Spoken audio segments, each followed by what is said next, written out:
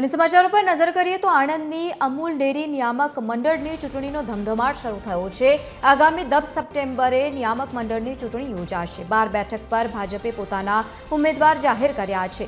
12 બ્લોકની સાથે એક વ્યક્તિગત બેઠક માટે પણ ચૂંટણી યોજાશે। ખેડા સહિત આણંદ અને મહીસાગર જિલ્લાના 12 બ્લોક માટે ચૂંટણી યોજાશે। ચૂંટણી માટે આજે ભાજપના વધુ 8 ઉમેદવારો નોંધાવી શકે છે ઉમેદવારી। બીજી તરફ ઠાસરા બ્લોક ઉપરથી મહિલા ઉમેદવાર થઈ શકે છે બિનહરીફ।